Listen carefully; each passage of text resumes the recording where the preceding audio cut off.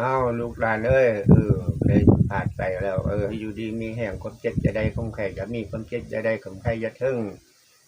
นอนรับให้ได้เงินหมื่นนอนตื่นให้ได้เงินแสนเว้นมือไปให้ได้แก้วพนิโสโทษทายมาผ่านอยู่ดีมีแห่งเด้อสาธุ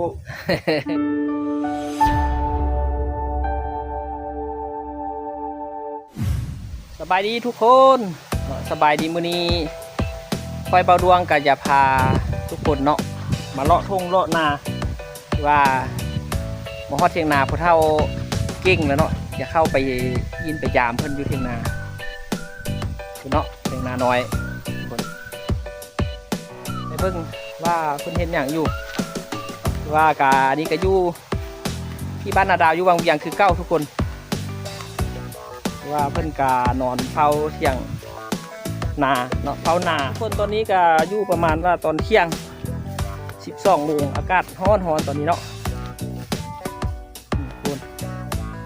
เป็นเฝ้าเที่ยงนานี่เฝ้านาเข้างามเอาสีดำไปถามเพิ่นเบิ่งเนาะว่าเพิ่นใส่เข้าหยัง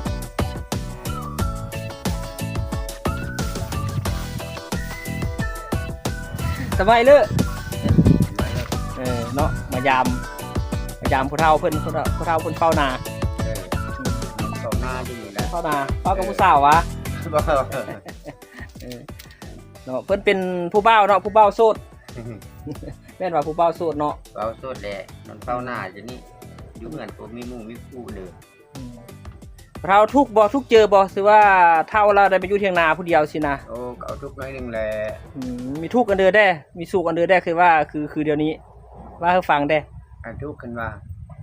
ลูกหลานกับบ่มีไผอยู่เบิ่งเฒ่าแล้วเนาะหลังจากที่เฒ่าแล้วเนาะคือเอาอยากแด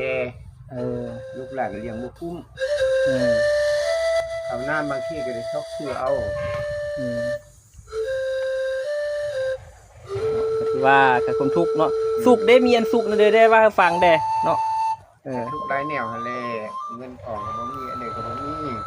ความหมายใจฮักแน่ฮักหน้าไม้บ่มีเด้อบ่มีตัวหาก็บ่ได้บ่มีหยังเป็นหาเป็นซอกแล้วแล้วความสุขเด้มีอยู่ว่าความสุขขนาดว่าให้ฟังนี่ดูมีอยู่ว่าอยู่ที่แล้วอยู่ตามทุ่งตามนามีความมีลมได้หน้าตาได้เบิ่งทั้งคืนทั้งไกลคือว่าเอาอุ่นเจือหน่อยนึงมีลมพัดสบายเย็นอยู่ตามทุ่งตามนาขึ้นมากาถือว่าเห็นธรรมชาติเห็นทุ่งนาเนาะแบบธรรมชาติพื้นเมืองเฮาความสุขอันนี้เนาะความสุขนั่นน่ะนั่นล่ะเจ้าอยู่สิหากินเด้ผู้เฒ่าไปหาเด้อมากินมีอันกินก็หาไปตามทุ่งตามนาซื้อกับซื้อตำมื้อนั้นแหละเพราะว่าได้มักได้กินซื้อละตัว2ตัวมื้อนั้นได้ก็กินบ่ได้แหละก็บ่ได้กินบ่ได้กินเนาะซื้อกับซื้ออันนั้นเอาแม่นเอาเนาะซื้อกับซื้อแม่นสิเด้อเครื่องมืออันหากินมันมีอยู่ว่ะเอาเด้อไปซื้อก็เด้อกับมีแม่นนั่นก็เด้อเอาเบิ่งได้แม่อยู่ก็เด้อเดี๋ยวนี้นี่แม่นนะโอ้อันนี้กับแม่นเพิ่นเนาะอันนี้กับนุ่งอันนี้แหละเนาะหากินแบบพื้นเมืองอันนี้อยู่นี่กับคนสุขแล้วนึงเนาะแล้วนึงจะเฮออันผู้เฒ่าห้างกับเบิ่งเนาะห้างกับห้างแม่นเบิ่งทุกคนเนาะว่าเพิ่นจะห้างแนวใดทุกคนกับบรรยากาศทุ่งไร่ทุ่งนาเนาะตามภาษาคนบ้านนอกบ้านนาคนชนบทเนาะหากินแบบพื้นเมืองเนาะมื้อนี้ก็โอกาสดีได้มาเลาะทุ่งไร่ทุ่งนาท้องฟ้าปวดโป่งฟ้าแดดจ้าทุกคนเอ้าทุกคนเบิ้งเนาะเบิ้งอย่าพาเบิ้งขึ้นเบิ้งการอยู่การกินของเพิ่นหรือว่าการดำรงชีวิตเพิ่นเฮ็ดเอาใดเนาะของพ่อเฒ่าเด้อกี้พ่อเฒ่าคำเก่งเนาะพ่อเฒ่าคำเก่งอยู่ถือว่าเพิ่นทุนทานมาฮอดสมัยนี้สมัยตะกี้เพิ่นก็เป็นอันเด้อพ่อเฒ่าไม่ได้ก็เป็นทหารอยู่ลำบากมันง่อยพุ่นแหละเป็นทหารเก่าเนาะทุกคน5 6 7 8เอาไปสัมภาษณ์ไปเบิ้งเพิ่นมอทุกคนถือว่าเพิ่นกะเฝ้าอยู่นาพี่แลเนาะส่วนลูกเต้าเพิ่นก็อยู่เฮือนเป็นผู้เฒ่าแล้วนี่เด้ออย่าได้ซื้อประโยชน์สูงสุดเท่าเนาะเขาก็ซื้อเต็มที่เนาะเท่าเนาะเอาอยู่ตามเฒ่าเฮ็ดได้จังได๋เฮ็ดจังนั้นเฮ็ดบ่ได้ก็บ่เฮ็ดอันนี้ก็เป็นบรรยากาศทุกคนเที่ยงนาเพิ่นก็ถือว่าโอ้มีเครื่องมือหาอยู่หากินนี่เกือบครบเลยเนาะ ไก่เพิ่นก็หวดทุกคนเนาะหวดพาเข้ากับแมนเครื่องยูมายะเนาะตามภาษาบ้านนอกบ้านนาอันนี้กาบัวหุดส่วนหัวเนาะกาถือว่าเพิ่นกาแต่ละมือนี่ก็จะนั่งจุลเบียงนี่เนาะก็ชมวิวชมธรรมชาติทุ่งไร่ทุ่งนาภูผาเพิ่นทุกคนเนาะลมพัดวีดมาถือว่าฮอนกาแม่นแล่นไปลงเมืองเลยเนาะมันมีน้ำเมืองอยู่ฮันคนเนาะมีน้ำเมืองอยู่ฮันก็ถือว่าการความสุขของคนบ้านนอกบ้านนาพอเท่าไม้นี่ก็ได้กินนอมันอยู่ป่ะ เดี๋ยวนี้ผมมีแล้วเดี๋ยวนี้นะ ไม่มีละ รอบแล้ว เนาะถือว่ากาผ่านมาก็ได้กินนอนี่เนาะนอสร้างไผ่เพิ่นก็อยู่ข้างนี่มีเสือได้นอนอยู่ฮัน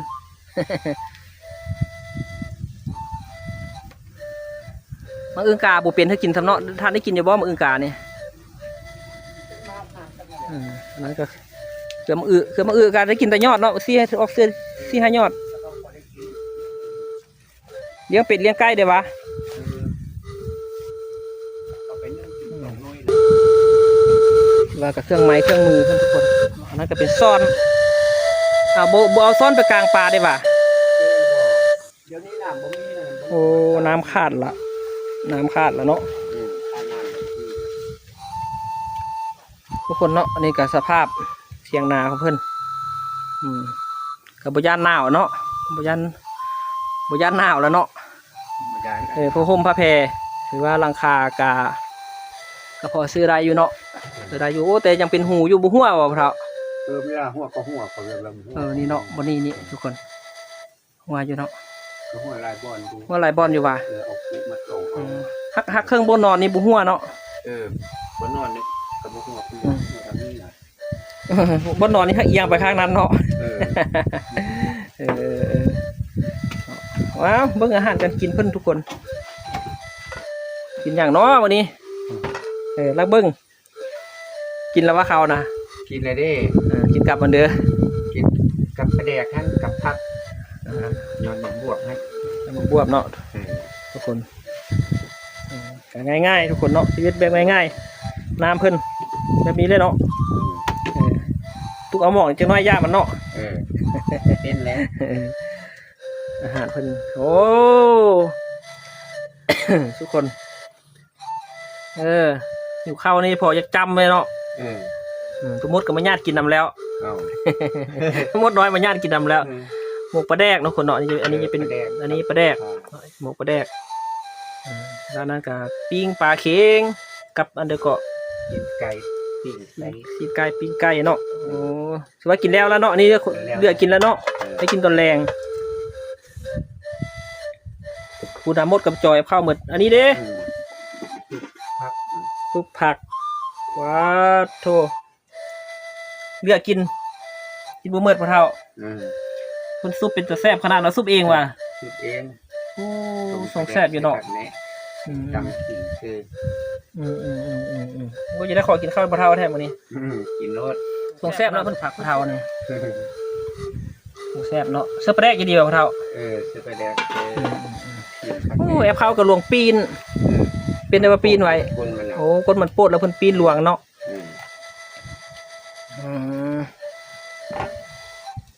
โอ้ยเข้าหันกับมดมาจ่อเธอละมดจ่อว่ะเขาเหนียวทุกคนเนาะเขาเหนียว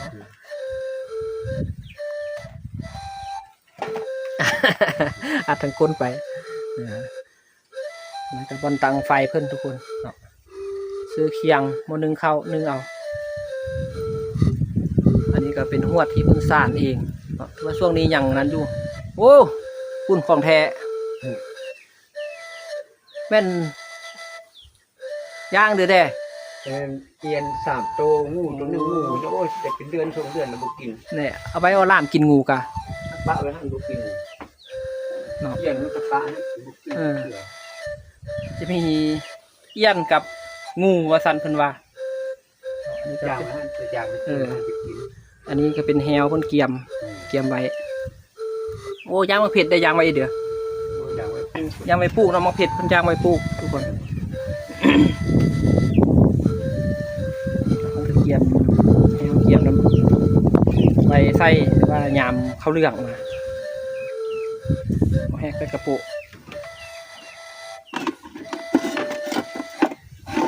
มีถ้วยมีบ้วน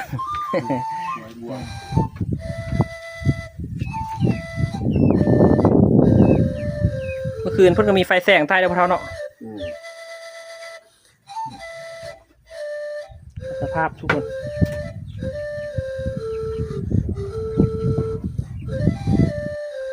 บัดนี้ก็จะเฮ้อเพิ่นห้างนี้เบิ่งเนาะพ่อเฒ่าเนาะห้างกับแมนนี่เอาห้างกับแมนให้เบิ่งได้วิธีเพิ่นจะห้าง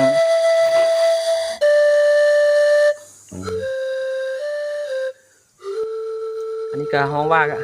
กับแมนภาษากะมู่ห้องเด้อพ่อเฒ่าห้องว่าอะไรเด้อแมนภาษากะมู่ได้ภาษากะมู่แหละแมนแมนอันเพื่อคือภาษาอังกฤษเพิ่นว่าแมนมันผู้ชายเด้อภาษานี่หางแนวนี้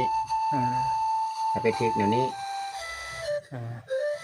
ครับเนาะกระทึกไปนั้นเนาะแนวนี้ถือว่าเป็นกับดักหนูกับดักหนูเนาะโอ้หนูเยอะเข้าบ่ได้บ่หนูผูกมันหัวเยอะนี่ได้หนูผูกยังได้อยู่ผูกก็ยังได้ว่าหัวมันเข้าบ่ได้ว่าจะได้นี่กับกับซื้อหนูคือกันอันนี้จะเป็นกับทันสมัยแล้วทุกคนเนาะเอาข้าวอ้อยมันบ่ยากบ่หนูบ่อยากกินข้าวเหนียวบ่อยากกินข้าวเหนียวหนูบ่อยากกินข้าวเหนียว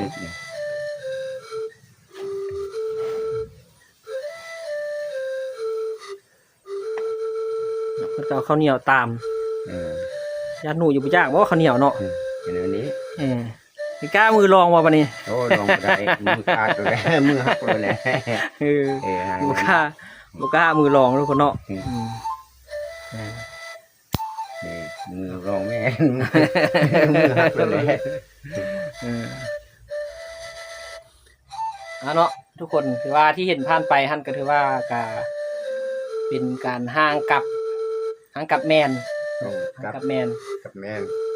ห่างกับแมนแล้วก็ห่างห้ามกับเล็กเนาะกับเล็กกับแมนถือว่าห้ามกับแมนท่านกล้าเอามือทดลองอยู่เนาะกับแมนอันนี้กล้าเอามือลองอยู่เนาะแต่ว่าอันกับเล็กท่านบ่กล้านิ้วมือหักไปเลยคือมีญาตินิ้วมือหักเนาะ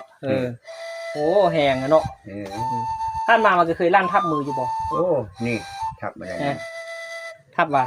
นี่ยังคืออยู่นี่ยังคืออยู่นะโอ้ลั่นทับนี่ดำนี่ที่ว่าอันบาปกรรมบอกเราหรือว่าได้เนาะทับนี่จะนี่ลั่นนี่ยังไม่ดีแต่ยังเจ็บอยู่นี่ทุกแก่ท่านทุกนั้นถึงตัวเนาะไม่เราบอกเรามันเฮ็ดมันทำหมาจังแบบแก่ท่านทุกนั้นถึงตัวนี่มือเนาะคันคือค่อยอันเบาดวงก็คือกันเนาะก็เคยไปใส่อยู่กับมันทับมือโอ้ทับมือกันเจ็บโดนได้เนาะถือว่ามือมันจะฮอดกระดูกเนาะถือว่ากับเหล็กนั่นเนาะนั่นนะมือเอามาเบิ้งกับเหล็กกับเหล็กเนาะกับอันนี้คือว่าทึกนี้โอ้ข้ออันลูกเกือบแตกคนเลยเนาะนะว่าเจ็บเติบเนาะแล้วก็คนเนาะก็คือว่าละก็เป็นเครื่องมือหาอยู่หากินก็ตามภาษาบ้านนอกบ้านนาภาษาพื้นเมืองถ้าว่าจะกินผักกินแต่ผักก็ได้อยู่เนาะบางเทื่อก็อยากกินซีนกินเนื้อเปลี่ยนอาหารแต่กินแต่แนวเดียวก็ได้จะเป็นก็ต้องได้ซอกได้หาได้ล่าเนาะเพื่อความอยู่รอดว่าอยู่ได้กินเป็นผมมีอยู่มีกินนั่นคือลูกเต้าเขาเจ้ากาถือว่าเนาะกับบูมีเนาะกับบูมีคือกันบูมีนั่นแหละก็จำเป็นเนาะก็ขาดเพิ่นจำเป็นได้ปล่อยให้อยู่ตามภาษาที่เล่นเอาเราเนาะอยู่ตามภาษาที่แล้วอยู่ตามทิ้นกินกันทำดูหลวงบางหลาบบสลัดบางหลวงบางมักลูกโลคาบลักบลูกของคนแบบซื่อสัตย์บริสุทธิ์ทุกคนสัตย์ซื่อเนาะมีแต่กินโอ้บ่มีน่ะก็จำเป็นอดตามภาษาเอาทุกข์แล้วอยู่ตามทุกข์อยู่ตามยากเนาะ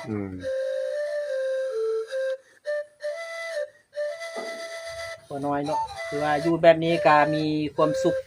ไปในนึงเนาะพ่อเฒ่าเนาะมีความสุขไปในนึงท่านเราเลือกควรคือว่าก็อยู่ไกลบ้านก็ประมาณว่า400-500 เมตรประมาณนี้เนาะตรงนั้นก็ คือว่าห้างไกลจากทางรถกับทางเพื่อนช่วงนี้ดังเคลิ้งอยู่นะก็ถือว่ามาอยู่เที่ยงนานี่ก็มีความสุขอยู่เนาะมีความสุขอยู่ มิดแดงเดี๋ยวมันจะมิดกับมิดกาเอาไปน้อยนึง ก็คือว่าโอ้เพิ่นก็มาอยู่พี่ก็ดีเนาะความสุขของเนาะของคนไทยบ้านนอกบ้านนาก็ตื่นมาก็เห็นธรรมชาติทุกคนเนาะอันนี้เนาะทุกคนที่พ่อเฒ่าเพิ่นนั่งเบิ่งแต่ละมือแต่ละวันก็คือสิแหละ ก็เห็นต้นข้าวเห็นธรรมชาติเห็นวิวธรรมชาติแบบนี้เนาะคือว่า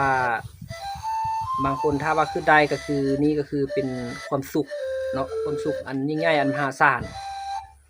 คือว่ามีข้าวกินมีน้ำกินมีบ่อนให้สวนฝนเนาะแล้วก็ตื่นมาแล้วก็เห็นธรรมชาติ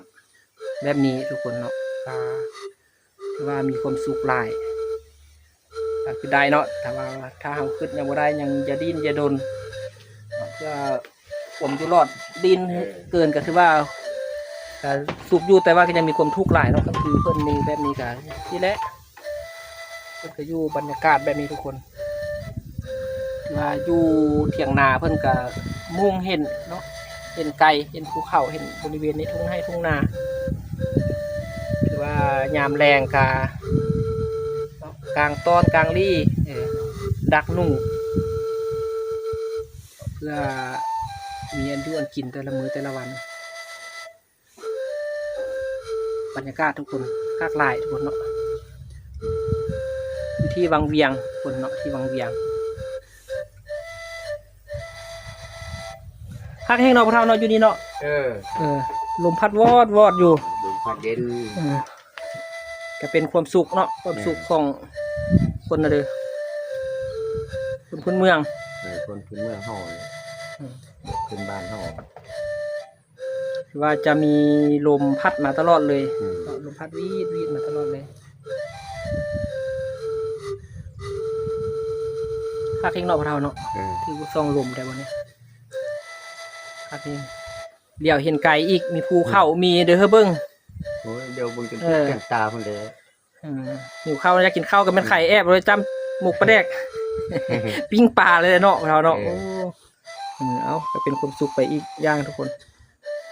แล้วก็ขอบใจทุกคนทุกท่านที่ติดตามฮับเบิ้งฮับซุ่มเนาะ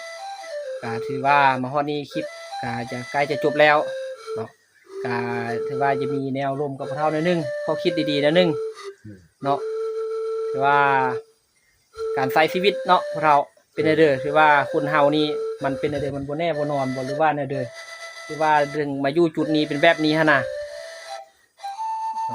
บ่ได้บ่นอนเลยความทุกข์ความสุขซ้ำเด้อว่าอีกฟังบ่นึงดูความทุกข์ความสุขนี่มันนี่แนวนี้คือความทุกข์นี่ทุกอยู่ผู้หนึ่งผู้เดียวบาดเจ็บบาดเป็นนึงทุกข์นั้นเนาะบ่มีแต่เบิ่งแต่แย่บางทีมันค่ำมื้อคืนบ่มีแต่ฮู้ความทุกข์และความสนุกเพราะว่าอยู่ที่ก็มีอากาศดีมีผาลมพัดดูเพราะว่ากินนอนอุ่นบริการของผู้ดื้อถ้าเขาอยู่ได้กินเป็นธรรมชาติคนผู้ด้อยนั่นแหละคนบ้านนอกนั่นแหละกินแต่ธรรมชาติแต่เดิมมาเรื่องหมากหากินจอมดูหากินประเทศเอาไปหาเอาฝากถึงผู้ที่เศร้าท้อมองดูเนาะผู้บางคนบ่เทื่อบางคนเศร้าอยู่ในเมืองอยู่แต่ว่าเศร้าทุกท้อเจอเนาะว่าแล้วก็มีหลายคนเนาะที่ว่าทุกแต่ว่าบ่มีความสุขถึงว่าจะอยู่ในเมืองเนาะกินอิ่มนอนอุ่นเศร้าก็ยังมีความทุกข์เนาะก็ถือว่าถ้ามาเทียบซื้อเฮาแล้วก็ถือว่าชีวิตเฮาแห้งบ่มีเด้อเนาะพ่อเฒ่าเนาะโอ้ยมีเด้อชีวิตเฮาว่าก็ยังดีที่ว่าได้มีลมหายเจอเนาะมีลมหายเจอแล้วก็ได้เบิ่งธรรมชาติอยู่แบบธรรมชาติที่ก็ถือว่ามีความสุขแล้วเนาะมีความสุขแล้วอยู่แบบธรรมชาติกินแบบธรรมชาติเป็นเมืองเนาะคันผู้ที่ท้อก็คือว่าเนาะผู้ที่ทุกคนเฮาก็ยังมีก็อยากให้ทุกคนเฮาก็ยังมีสู้ๆเนาะก็คือสิเนาะพอฮับพอเฒ่าเนาะคือสิได้เนาะก็ความทุกข์ก็คือในนี้เนาะถึงว่าจะมีทุกข์แต่ว่าก็มีสุขปนไปนำกันแม่นแหละปนไปนำกันก็คือมีทุกข์แต่มีสุขแด่ทุกข์เรื่องก็บ่ทุกข์เรื่องก็บ่ก็ ถือว่าอยู่แบบพอเพียง 2,500นี่สมทบเดียว ถือว่าอยู่แบบพอเพียงเฮาก็มีความสุขเนาะ บ่คึดกระตือรือร้นเกินไปเนาะ แม่นเลย มีอันเดินกินอันนั้น ผมมีกันมาบังคับผมไม่ได้รับกัดสุกผมไม่ดื้ออยู่แบบคือบรรยากาศแบบเมืองของกินแบบนี้แหละอด เอา ผมต้องคือหักขับของเป็นปีบ่เบา เนาะสุดท้ายก็ขอให้ทุกคนจงมีความสุขมีสุขภาพแข็งแรงที่มารับเบิ่งรับชมคลิปเนาะพ่อเฒ่าเนาะพ่อเฒ่าอวยพรเฮ้ออันท่านผู้ชมหน่อยหนึงนี่ดู อ้าวลูกหลานเอ้ยได้ผ่านไปแล้วอยู่ดีมีแห่งคนเจ็บจะได้คงใครจะมีคนเจ็บจะได้ของใครจะถึง